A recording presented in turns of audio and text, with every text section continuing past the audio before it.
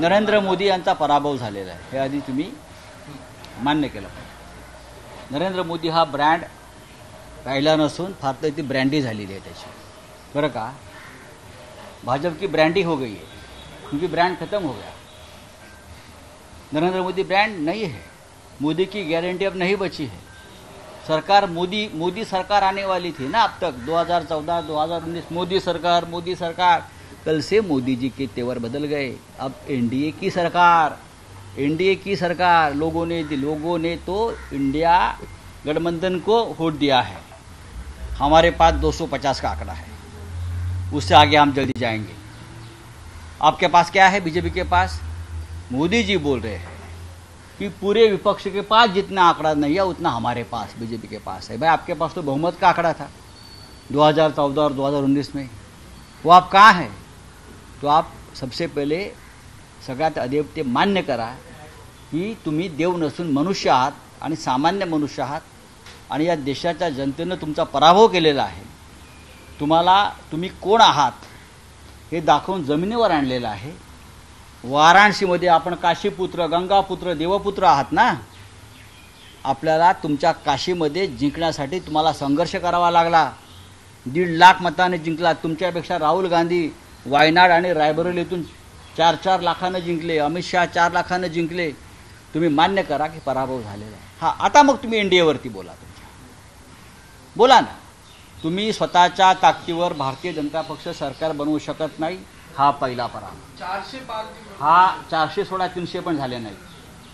आणि जे त्यांना आकडे मिळाले त्यातल्या 25% जागा या चोरलेल्या आहेत, बेईमानी करून मिळवलेल्या आहेत। जशी अमोल कीर्तिकरांची जागा मुंबईतली, ही पूर्णपणे चोरी, पाकिटमारी, बेईमानी करून मिळवलेली आहे। संबंधित अधिकारी, रिटर्निंग ऑफिसर याला त्याचा जाब द्यावा लागेल, लक्षात घ्या। सरकार आमचं केंद्रात येणार। नक्कीच आम्ही पाहू ना, विसरलेलो नाही आम्ही। एक जिंकलेली जागा 2700 मताने जागा जिंकली, रिकाउंटिंगमध्ये परत ती जागा जिंकली। तिसऱ्यांदा परत रिजेक्टेड पोस्टल बॅलेटवर तुम्ही ती जागा जर तुम्ही कोणाला देत असाल, हा लोकशाहीचा आणि मतदारांचा अपमान आहे, हा अपराध आहे।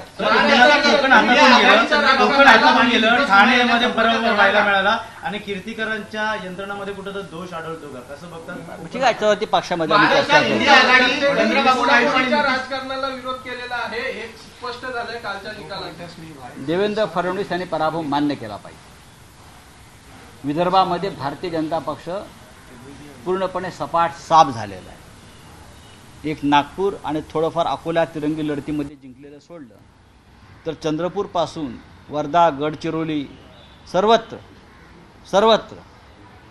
महाविकास आघाडीचा विजय झालेला आहे।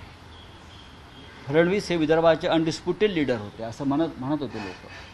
महाराष्ट्रात त्यांच्याशिवाय पान हलणार नाही, महाराष्ट्राने त्यांचं झाडच उकडून फेकलेलं आहे।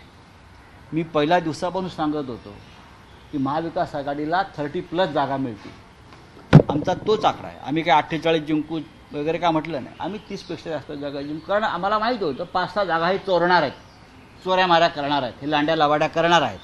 काल दिसलं तुम्हाला मुंबईत। तर तेव्हा ही लढाई आमची ती जारी राहील। आम्ही केंद्रामध्ये जिंकलेलो आहोत, मी परत सांगतो आम्ही जिंकलेलो आहोत।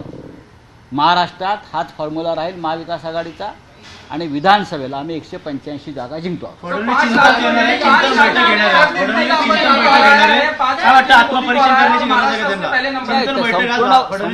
संपूर्ण त्यांचा जो परिवार आहे त्यांनी खरं म्हणजे पुढले 48 तास मोदींप्रमाणे ध्यान लावलं पाहिजे। ध्यान चिंतन न करता त्याने कुठेतरी हिमालयात वगैरे जाऊन ध्यान करून परत यावं। आपण दिल्लीला जाताय, इंडिया आघाडीची सत्ता स्थापन का नाही करायची? तर नरेंद्र मोदींकडे बहुमत नसताना ते सरकार बनवण्याची भाषा करतात। मग इंडिया आघाडीला लोकांनी मॅन्डेट दिलेलं आहे मोदींना हटवा म्हणून। आम्ही सरकार का स्थापन करायचं नाही किंवा का प्रयत्न करायचे नाही? चंद्रबाबू किंवा नितीश कुमार यांच्याशी काही बोलणं झालंय का? प्रत्येकाशी बोलणं सुरू आहे लोकशाहीमध्ये। चंद्रबाबू नायडू आणि नितीश कुमार हे लोकशाहीचे रखवालदार आहेत पहिल्यापासून।